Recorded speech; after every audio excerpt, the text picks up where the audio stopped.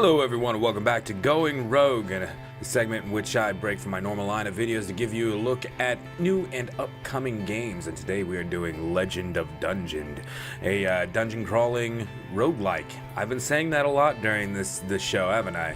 I seem to be doing a lot of these types of games, but this game is a really fun game. It is by Robot Loves Kitty, which is a husband and wife team, and it's been greenlit on Steam. It doesn't come out till September 13th, but you can pre-purchase it for $9.99 USD and whatever that converts to in whatever currency you use wherever you live. Oh God, I'm so tired. It is. Well, it's late. All right, so first things first about this game. It has full controller support, but if you want to use a controller, you have to kind of go in, select your player controller with the mouse, and then it goes through the steps of, I'll just show you. So I'll go ahead and click this, and then it'll tell me to use the certain items, or the buttons that I'm going to be using for whatever actions. So up, down, left, right. It's not that big of a deal, really, and it does remember. Like most games with full controller support, just automatically recognizes that you have a 360 gamepad or a PS3 gamepad or something, and will just auto assign the buttons to the correct places. This one not so much, but I guess it does give you a little customization of whatever you feel is comfortable having what is as what for buttons. And once you input it, you shouldn't have to input it again. It should memorize it every time. If you exit the game and come back into the game, it should remember what buttons you pick. So that's not really that big of a deal. Alright, so let's get into the game. First off, it'll randomize give you a random character. And you can change your gender if you would like once you come in there. If you're a guy, you can go right into the guys and it'll come out the woman's as a woman, or vice versa. Now this is the just a little starting area before going into the actual dungeon. It's got a few things that you can just grab right off the bat. And you can hit these guys, but I do not recommend doing it. They will roll you. So alright, now down in the bottom left, before we start going, I'm going to point out that down in the bottom left is our stats. Now, I don't exactly know how the stats work per se. I see that, like, okay, so you watch my attack right there. It says 20 plus 1 plus 0. Now, I'm assuming the plus 1 is the extra that I have for my sword, because if I go over to just punch, I get the minus 11 instead. But I don't know what the extra plus 0 is, if that's from potions or leveling, and it's the same with on the armor as well. And now under the armor is the experience, and under that is the gold. And the gold, you don't actually get to buy anything, but the gold does determine your position on the leaderboards. So the first thing you do is you're gonna go right into it, and it's sort of like just about any kind of roguelike where you're seeing how far down into the dungeon you can get, and I believe there are 26 levels in all before you actually can beat it. And I've never gotten that far. My very first playthrough, I got to floor 11, which I thought was pretty good. All right, so we picked up a hat, reluctant turban, and you see that when I select it on the screen, it gives me the plus 1 on my armor. So if I push use while I have that selected, I'll pop it right on my head. And now I've got that.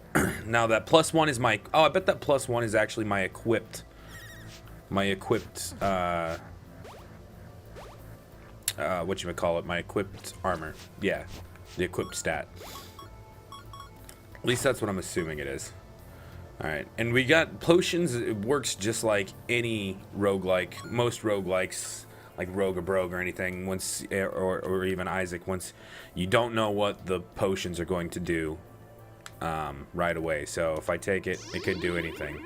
It gave me something. I don't know what that is. I'm still not entirely sure on what all the potions do.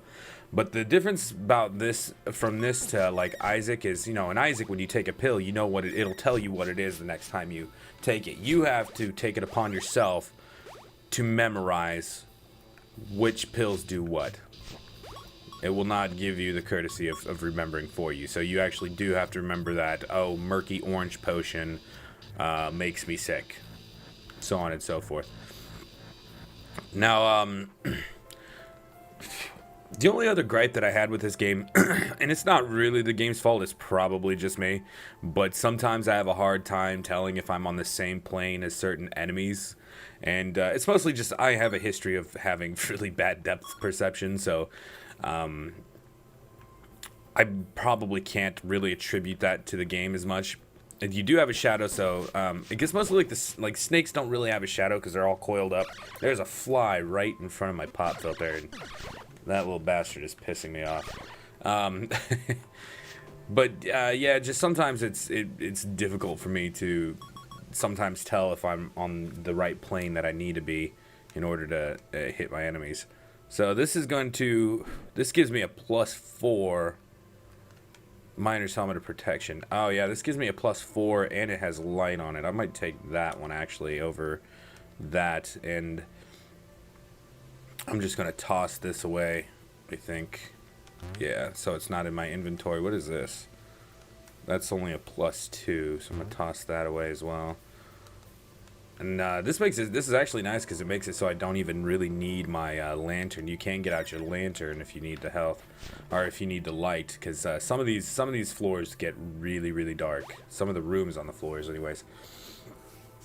And yeah, if you stick around on one room too long, bats will periodically spawn out of the door. And you can, the best part is you can tell which door, because a lot of times I have troubles with direction and remembering which way I came from and which way I need to go. But in this, the door that you came out of will always be highlighted red. So I'll always know that I came from that door. So that makes it nice. It helps me to not get lost. I'm gonna grab this and come back. That is actually a very risky thing for me to do, considering the fact that I have terrible depth perception. But I've been lucky every time except for once. Jesse, my buddy Jesse, was over and we were playing this co-op, and we were trying to do a recording of it. I was trying to have him help me record going rogue with it, but the mic, the sound, quality was just not good. Mostly because I was trying to make sure the mic picked us both up, and we were having some problems. So, but I will still upload the recording, some of the gameplay for that, because I do want to show off that the game does have local multiplayer, local co-op, and the game is fun. Multiplayer, and I guess I'll explain a little bit of that so you know kind of what's going on when you're seeing it. Multiplayer. This is a roguelike. When you're playing one player and you die, you are dead. That's the end of it. You have to start all over. God damn it. There we go. In multiplayer, however, I'm gonna try some of these potions. Oh, they give me a -1 to my... Yeah, that sucks. -1 to my armor. I don't know what that one did. Oh no, it put me to sleep. Fuck. Oh no. Yeah, okay, but in multiplayer, when one person dies, that person becomes a ghost, and then each enemy that the living players kill causes them to drop a blue pellet. And the dead people, the dead players, have a prerequisite number of pellets that they have to grab, and when they collect enough, they come back alive. But they come back alive without any of their gear. They drop everything, all their money, all their equipment, everything. And when they do come back, they only come back with 1 HP. So it's not really like a hand me or like a gimme at all. It's still like, it's tough because you come back with absolutely nothing. That's it's like a Tesla orb that I can wear. That thing's gonna come alive, isn't it? Nope, it didn't. Okay, cool. Let's see here what these do. Safety ball of feebleness. Whoop. That's only +2. That's nothing. And that's -1 on my attack even. That's just +1 on attack. I don't know. Nah, that's alright. I'm just gonna get rid of these. Yeah, I'm just gonna get rid of these. Bung. Bung. Alright, and, now, apparently the music is... I haven't been able to hear the music. I've listened to the soundtrack. I do have the soundtrack that I got with the game when the devs sent me the game. The link also came with the soundtrack, and I've listened to it, and it's really good. It actually reminds me very much of like Jim Guthrie and the music that he makes, especially like the music that he's made for Super Brothers of Sword and Sorcery, and that guy is a problem. I'm just gonna try and get past him. God damn it, Fly! Not now. I'm recording. In fact, not ever actually. That guy will kill. There's like little mini bosses throughout the game I don't know if they're like legit bosses, but they're enemies that are extremely hard, and when you do kill them you get a lot of rewards out of it. But anyways, yeah, apparently really, god damn it, apparently the music is dynamic, so when certain things happen the music kicks in a little more or changes to suit that thing. But what? I must have hit a floor switch. What? Son of a bitch. Okay. But yeah, the music is really, really good in this game. And I'll probably put, when I'm showing off the multiplayer stuff, I'm not going to talk over it. I'll probably just put something from the soundtrack over it for you guys to hear as well. But yeah, the music is beautiful in this game, and it does really remind me of Super Brothers. I'm pretty sure I was talking about something, but I don't remember now, besides the music. Oh, fuck! Goddamn ghost, I couldn't see him. I need to... Is this +2? I don't know if that's +2 overall or +2 extra, but I'm assuming it's just +2 overall. I'm gonna eat all my goddamn apples. Goddamn apples. You can charge up your attack by holding it in, and you'll get the blue swirly stuff, but the more you hold it in, the longer it charges, the slower you walk. So you lose a lot of your walking speed. Wait. Okay, I thought that maybe that was going to... Oh! Can I kill her? This might be my death. Oh, this might be my death. Oh, yeah. And that's why I hold everything in. Or at least I always hold my attacks in. I should grab that. Yoink. Experience. The green orbs are your experience, and if you don't pick them up right away, they will start to turn red, which means they're slowly losing their potency, so you won't get as much experience out of them. I don't know if they ever disappear. Is that like a fucking beholder? What the hell? I don't have a... Usually, like, I find some, like, really good weapon by this point, but... Oh, he hurts. He's gonna kill me. Yeah, that motherfucker got me. What got me? Tormentor, not a beholder at all. Beholders, I think they have lots of eyes, don't they? Trying to remember, or do they just have the one eye? Now I'm gonna mix them up with cacodemons. All right, so and there you go. Yep, you can see all the. I was playing as Jesse that time, but as you can see, I do have the high score on my own because that's so good, and that's my level 8. So obviously, if you see like on 3 where player 1 is, I got to level 11. But that's only in 3rd because I only got 451 gold out of it. So it's not by how far in the dungeon you get. Well, unless I guess maybe, not even if you beat it probably because it's the high score. But it's based on how much gold you get. And if I push this, it'll bring me into the online high score, which I didn't even get a place in there. But I'm in the 800s area and the 600 areas. for that 900-bit gold, and then another time for the 8 or 700 or something like that. I don't remember what it was, but yeah. So right on. And then once you're done, it kicks you right back into here. And this fly is just I'm gonna punch it in the goddamn antennae.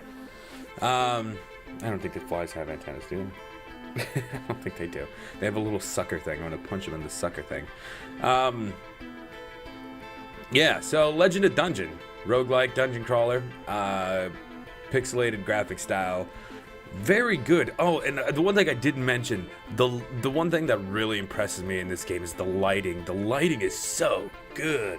The first time I pulled out that lantern in like a really, really dark room, and especially when there's multiplayer, when it casts shadows of anyone that's between the lantern and the back wall, and it's very dynamic lighting, and it's just so good looking. It is very impressive. Especially for this style of graphic game.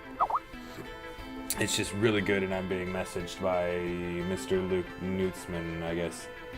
Alright, but yeah, so that's Legend of Dungeon. I'll say that this game, for what it is good, and it's got a lot of hype going for it. When it was in Kickstarter, I believe they made, I can't remember if it was 600 or 650% more than what they were aiming for.